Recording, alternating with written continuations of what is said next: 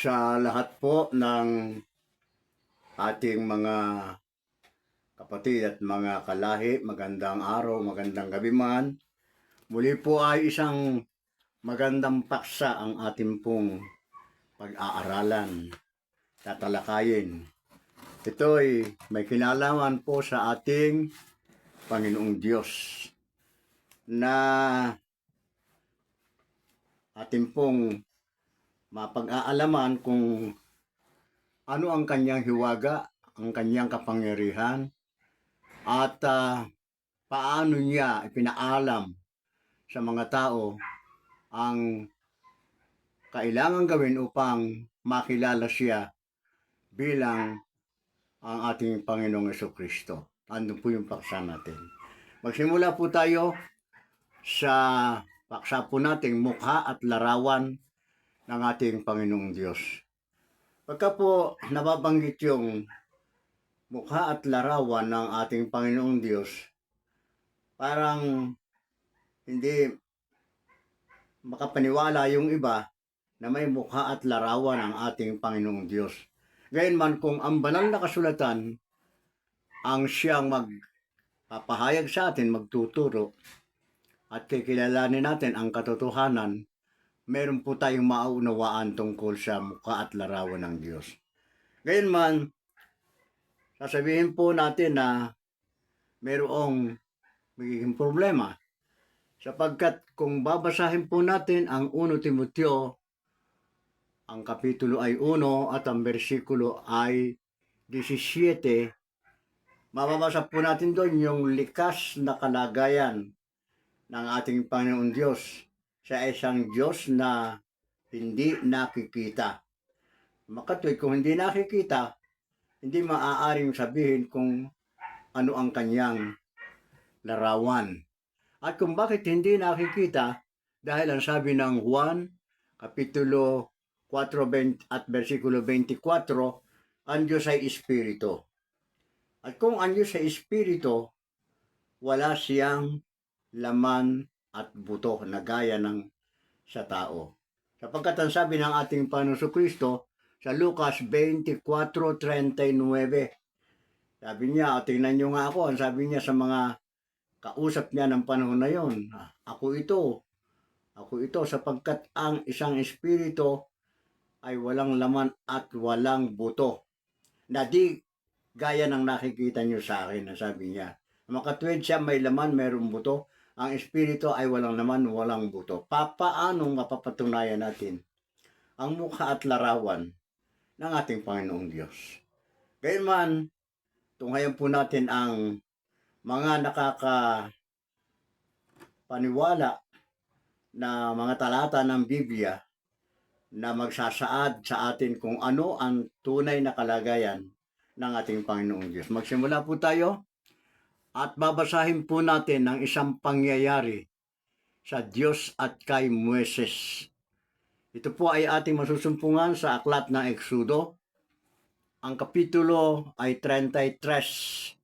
Minsan ay merong naging ganitong pag-uusap ang Diyos at si Moises. Ang wika po dito sa 33:17 ay ganito.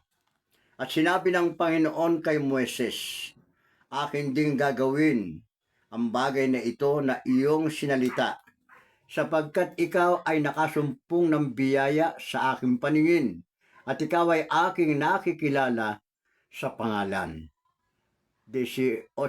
At sinabi ni Moises, ipakita mo sa akin, idinadalangin ko sa iyo, ang iyong kalwalhatian. Yun, meron pong naging kahilingan ang lalaking si Moises sa ating Panginoong Diyos. Ipakita mo sa akin, anya, ang iyong kalwalhatian. At kanyang sinabi, aking papapangyarihin ang aking buong kabutihan sa harap mo, at aking itatanyag ang pangalan ng Panginoon sa harap mo, at ako'y magkakaloob ng biyaya sa kanya sa kanino mang aking ibig pagkalooban, at ako'y magmamakaawain sa kanino mang aking ibig kaawaan. At kanyang sinabi, hindi mo makikita ang aking mukha sapagkat hindi maaaring makita ako ng tao at mabuhay. Yun po yung sagot ng ating Panginoon Diyos kay Moises. Sabihin ni Moises, ipakita mo sa akin ang iyong kalwalhatian. Ang kalwalhatian pala na ibig makita ni Moises ay yung mukha ng ating Panginoong Diyos. Kaya anong naging sagot ng ating Panginoong Diyos? Hindi mo makikita ang aking mabuhay sapagkat walang makakikitang tao sa akin na di makakita sa aking mukha ay mamamatay. Kaya anong paraang ginawa nila ng ating Panginoon Diyos kay Moises? At sinabi ng Panginoon, narito, may isang dako sa tabi ko at ikaw ay tatayo sa ibabaw ng batong yan. At mangyayari na samantalang ang aking kaluwalhatian ay dumaraan na aking ilalagay ka sa isang bitak ng bato at tatakpan kita ng aking kamay hanggang sa ako'y makaraan. At aking aalisin ang aking kamay at iyong makikita ang aking likod. Datapwat ang aking muka ay hindi makikita. Kita po niyo yung usapan ng ating Panginoon Diyos at ni Moises. Gaano man kahalaga si Moises sa Panginoon Diyos, hindi maaaring pagbigyan yung kanyang kahilingan. Bagaman at siya'y kinalugdan ng Diyos, hindi maaaring makita ni Moises ang mukha ng Panginoon Diyos sapagkat walang taong makakakita sa mukha ng Panginoon na mabubuhay. Yun yung pangyayaring naganap sa kanila. Pero bakit?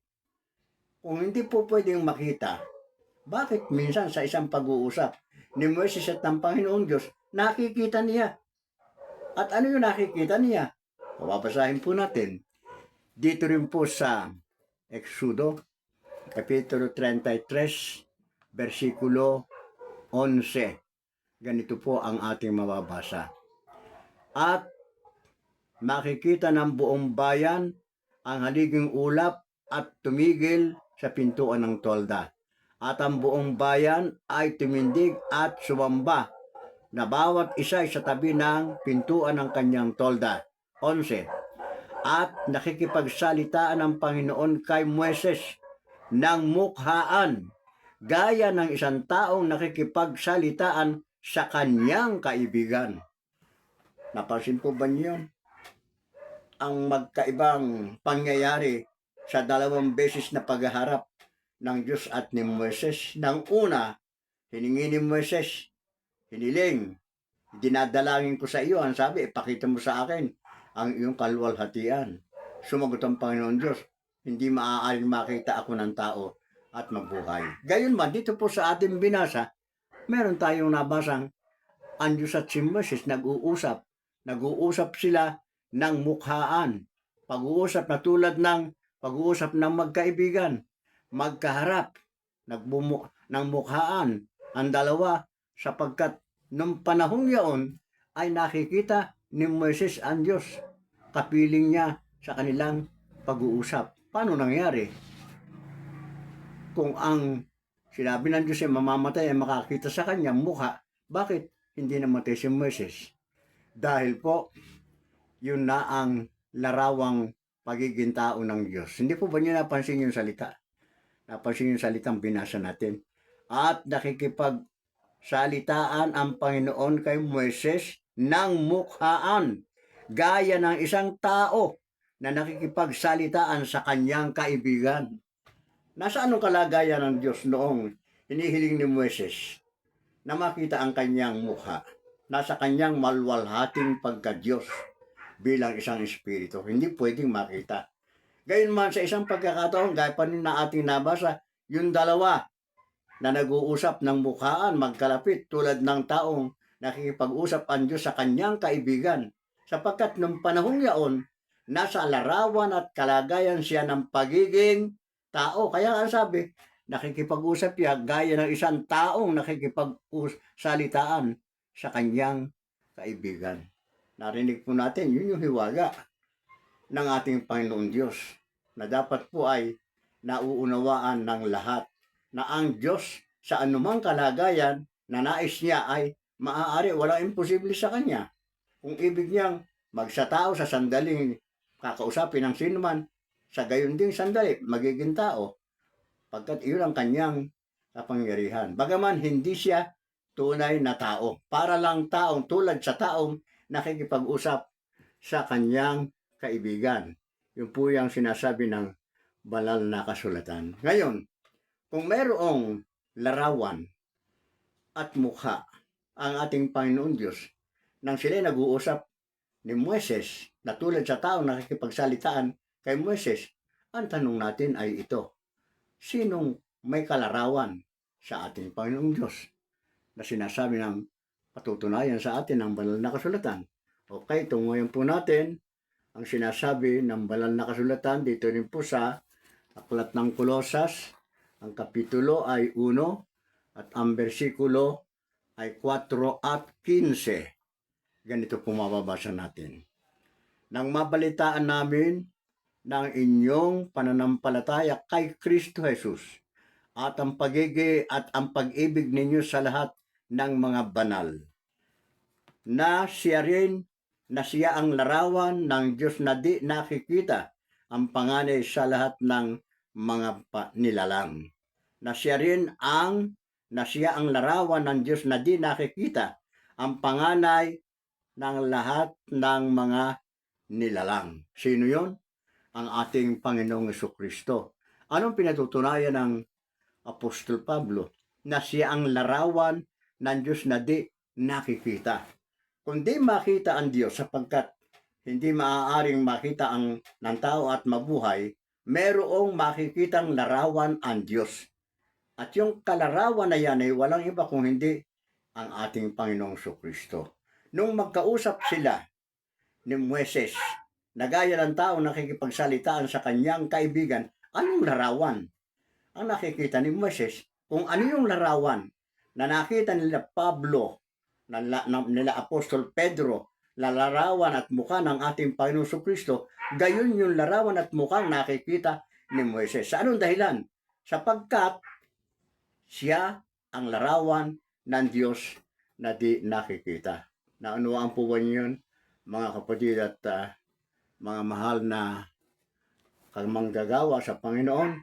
At basahin pa po natin ang isang talata, 2 Korinto, kapitulo 4, versikulo 4. Mababasa po natin ang ganitong pangungusap tungkol at may kinalaman pa din sa ating Panginoong Jesucristo. 4:4 ng 2 Korinto. Ang wika po ng talata ay ganito. Basahin po natin.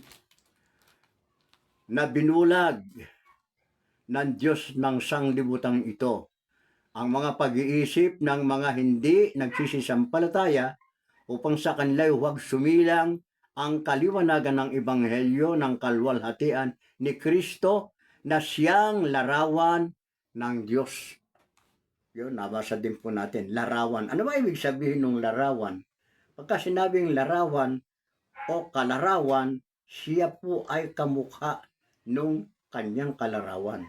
Kapagkat ang Diyos, ang larawan ng Diyos ay ang ating Panginoon Jesucristo, ibig sabihin, yung hindi nakita ni Moises at yung nakita ni Moises, kung ano man yung larawan ng Diyos ng panahon yaon, yun ang larawan ng ating Panginoong Jesucristo. Pero hindi nakilala ng sanglibutan. Kasi ang sabi dito nung talata na ating binasa, na binulag ng Diyos ng sanglibutang ito ang mga pag-iisip ng mga hindi nagsisisampalataya. Hindi sila sumasampalataya na ang mukha at larawan ng ating Panginoon Diyos ay ang ating Panginoong Jesucristo. Ano naging hantungan? Ano naging kapalaran ng ating Panginoong Jesucristo? Kung hindi siya nakilala bilang kalarawan ng ating Panginoong Diyos. Babasahin po natin yan, mga kapatid. At ito'y atin po masusumpungan sa 1 Korinto, ang kapitulo ay 2 at ang bersikulo ay 8. Ganito po ang ating mababasa. Ang wika ng talata ay ganito. Na hindi napagkilala ng sinumang pinuno sa sanglibutang ito, sapagkat di pong nakilala sana nila ay di ipinako sa krus ang Panginoon ng kalwalhatian. Yun po, nabasa natin muli ang isang pangungusap ng Apostol Pablo. Kundi sinasalita namin ang karunungan ng Diyos sa iwaga. Yaong karunungan na itinalaga ng Diyos bago nilalang ang sanglibutan sa ikaluluwalhati natin, na hindi napagkilala ng sino mang pinuno ng sanglibutan ito, sapagkat kung nakilala sana nila ay di ipinako sa krus ang Panginoon ng kalwalhatian.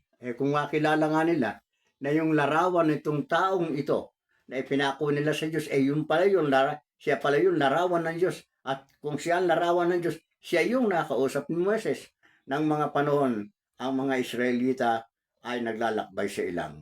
Naunawaan po ba ninyo, mga kapatid? Kaya nga ano ang ating paksa?